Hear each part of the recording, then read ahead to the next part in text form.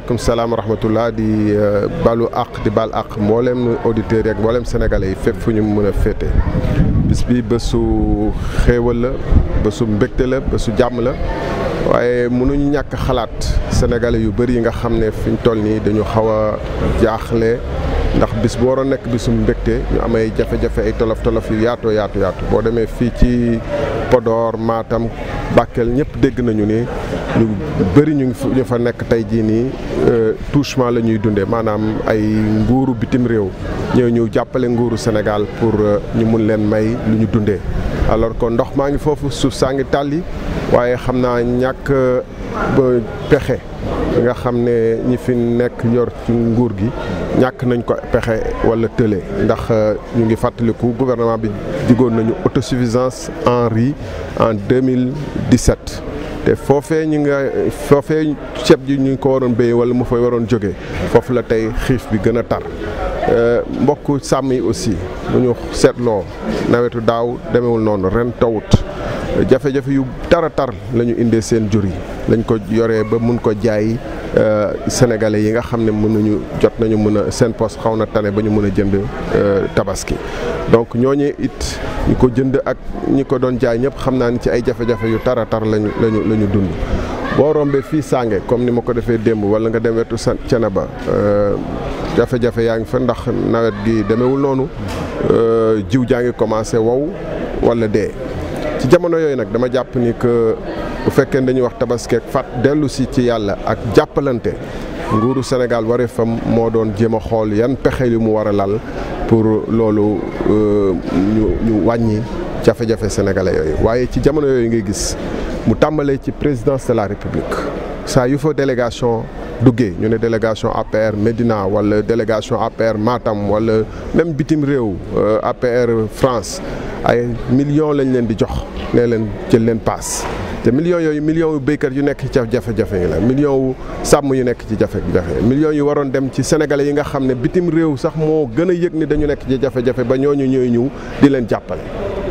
yemul rek Dakar fi mu toll nii réew mu dëkk boo dem ci Sénégal ministre bu fa nekk wala DG bu fa ne yaa ngi jéem a xool naka ngay fexe ba jël xaalis di ko pasare jëmale ko nag ci quartier yi nga xam ne da nga yaakaar ne ndóol mi foofu la gën a tare ndax jàpp na nga ñooñu ñoo gën a mën a neex a jënd ci wàllum élection yi ñu dëgmal nii fii ci Thiès gis ngeen ne ay DG yoo xam ne daanaka seen entreprise doxatul ku xam poste rek xam ne 180 milliards de dette la yore état au Sénégal 180 milliards mënoon na régler ndóol gi nekk bi Matam wala Fatick wala Kaolack wala feneen 180 milliards muy xaalisu Sénégal boo xam ne dañ ko bàyyi saa yi ñu ko soxlaa ñoom ñu jël ko di recruter yoo xam ne amuñu fa benn place luñ fa war a def lu muy politicienne di jël xaalis boobu di ko yóbbu partout te ñi ñu koy jox ñu ci gën a bëri aussi dañuy wax ni ay homme de principe lañu homme de valeur lañu ay ñu gëm lañu waaye xam nañu xaalis boobu ki leen koy jox fa mu ko jëlewu ko fa mu ko war a jëlee jotewu ko na mu ko war a jotee ñu koy pasare ci dëkk bi di naan nit ki dafa baax. ay ñeneen aussi ñoo xam ne sax ay ministres yoo boo xam ne duñu waa Thiès ay directeurs généraux yoo xam ne duñu waa Thiès jóge fu sori ñëw dugg ci dëkk bi di dugal xaalis bu bëree ci biir réew mi alors que encore une fois problème yaa ngi fi ndóol gaa ngi fi jëkk ju ñu wax ni nag dëkku ay gor lañu ay jullit lañu bu tabaski jotee ñëpp sañ sa ñëw war nañu xoolaat principe yooyu ndax tant que façon boobu jóge fi développement du fi am dañuy imaam yi wax nañ ko ci xutba yi ñu ko bala yàlla di wàcce yërmande ak xéewal cim réew nit ñi il faut ñu am jikko yu nga xam ne moo méngoog jikko yu ñu mais aussi mooy réalité amul dëkk benn au monde bu développé yàlla ko juste la Israël ak Chine ak États-Unis moo ci am bu ñu liggéeyee jaar fu ñu war a jaar mu fay leen li ñu leen war a fay bu ñu toogee di jaaxaan di jël alalu réew mi di ko pasare dañ koy war a pasare mu tàmbale ci présidence de la République encore une fois mu nekk scandale boo xam ne waroon nañu am rus ak gàcce ñu dégg ni présidence de la République comme distributeur automatique de billets de banque leneen lañ doon xaar ci présidence de la République muy nekk bërëb boo xam ne xalaat yu gën a sell jikko yu gën a rafet pour yëkkati réew mi teg ko ci raay pour ñëpp taxaw takku liggéey gëm liggéey foofu lañ ko waroon xaar waaye du ñëw ay problème boo nangoo ànd ak ñoom politiquement rek foo mënta jóge ak loo mënta newoon démb ak loo fi mëntoon wax ak wala def ñu daal di la mel ni ku la raxasaat peinture la xaalis nga génn dem. loolu waroon nañ ko rus Sénégalais yi tamit waroon nañu bañal loolu seen bopp ndax réew mi kat dañu ne réew ay gor lañu réew ay doomu ak sët nit ñu baax lañu ñu topp nit ñu baax te loolu méngoowul ak jikko ju baax amul fenn fu mu am ci àdduna bi dañuy waxante dëgg ndax nee nañu dëgg moo neex yàlla mais dëgg aussi mooy defar réew waaw loolu tax faw ñu wax ci yooyu. Je voudrais donc souhaiter la fête, une excellente fête dans la paix, et la cohésion et l'unité à tout le peuple sénégalais. Rappelez que le sens d'une fête, ce n'est pas que des célébrations individuelles, c'est aussi un mouvement collectif où tout le peuple, à l'unisson, célèbre des vertus et des valeurs ici religieuses. Or, dans ce pays, il y a beaucoup de populations qui sont dans une souffrance extrême et qui sont oubliées de tous. Si nous voyons dans le nord du pays, il y a des difficultés alimentaires atroces, au point où c'est des étrangers qui viennent apporter leur aide. Et le gouvernement s'est fait attendre pour un petit milliard. Nous savons, et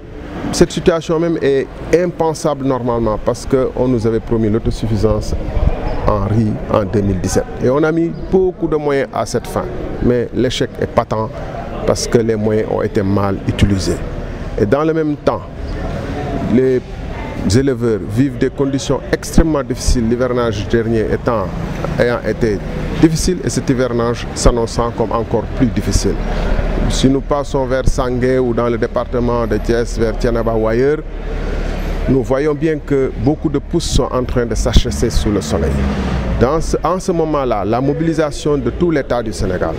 devrait être de voir les conditions d'atténuation de ces souffrances-là. Mais ce qu'on observe, c'est qu'en ce moment, de la présidence de la République au moindre hameau du Sénégal, il y a des mallettes qui circulent dans le sens de s'acheter la conscience et le vote des citoyens. Parce que quand on voit délégation de APR Médina reçue,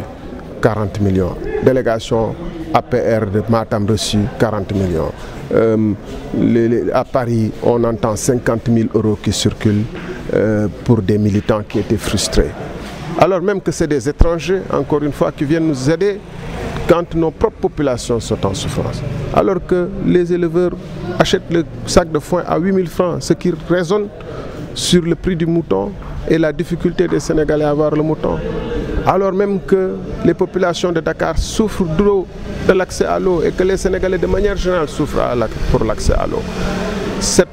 façon de faire de la politique ne peut pas être antinomique au développement économique et social. C'est une maladie, une tare congénitale pour le développement économique et social du Sénégal. Il n'y a aucun pays au monde où de telles pratiques ont permis de tracer le pays, d'amener le pays vers le progrès social et économique. Et d'ailleurs, les imams le répètent à satiété, cette pratique est antinomique aux valeurs religieuses les plus fondamentales. Et c'est pourquoi nous demandons aux Sénégalais, de manière générale, à ceux qui voient ces pratiques-là et qui considèrent que ce n'est pas grave, ça fait partie des réalités. Nous disons que nous sommes tous acteurs de ce qui va plonger davantage le pays dans la misère, le sous-développement, mais surtout l'esprit de corruption qui est antinomique à l'effort que l'on doit faire pour le développement économique. Parce que nous attendions que la présidence de la République soit le lieu d'impulsion des plus nobles valeurs, de la mobilisation du pays pour le progrès, du combat contre la pauvreté, du combat contre l'ignorance, du combat contre les pénuries partout. Mais nous ne devrions pas accepter que la présidence, que les ministères, que des sociétés entières comme la Poste soient les lieux transformés pour ainsi dire, en moyens immenses à disposition d'un parti politique pour perpétrer son règne dans le pays, qui est un règne que je viens de décrire. C'est plus que le siège de la paire parce qu'il s'y tient des réunions et on a vu dernièrement des gens s'y jeter du pierre. Mais c'est en même temps, c'est les journaux qui le disent. J'ai un de vos confrères qui a dit que la présidence est un gap. se transforme en guichet automatique bancaire. C'est un de vos confrères qui l'a dit il y a une dizaine de jours et qui a cité des exemples patents et avérés. Et cette pratique, malheureusement, se traduit jusque dans les moindres hameaux du pays. Vous voyez ici à Thiès, nous sommes envahis par des ministres qui ne sont même pas de Thiès, qui rentrent dans les quartiers qu'ils considèrent étant parmi les plus peut-être frappés par la pauvreté et où ils distribuent de l'argent à tour de bras à des groupements de femmes. Et nous voyons aussi que cette pratique s'est généralisée jusque dans les moindres hameaux du pays. Au jour d'aujourd'hui, c'est des tonnes de riz, et paradoxalement, quand un militant comme moi, je vais visiter des camarades à moi à Koungheul ailleurs, on refuse à ceux qui nous ont accueillis les semences qu'ils ont toujours reçues depuis des années sous prétexte qu'ils ont reçu un leader politique chez eux, alors que les semences sont destinées à ceux qui doivent semer, qui sont des paysans, et eux c'est des paysans. Voilà le recul dans lequel on est. Voilà le déni de démocratie, mais surtout, voilà les antivaleurs qui sont en train de tuer petit à petit les Sénégalais. Et je dois dire que le jour de la Tabaski, on rappelle le sens du sacrifice, de l'engagement, que les valeurs les plus hautes de l'être humain qu'on rappelle et qu'on célèbre. On ne peut pas accepter dans ce pays que dans cette période-là, des choses comme ça se passent. Je vous remercie, monsieur. Merci. Je vous remercie.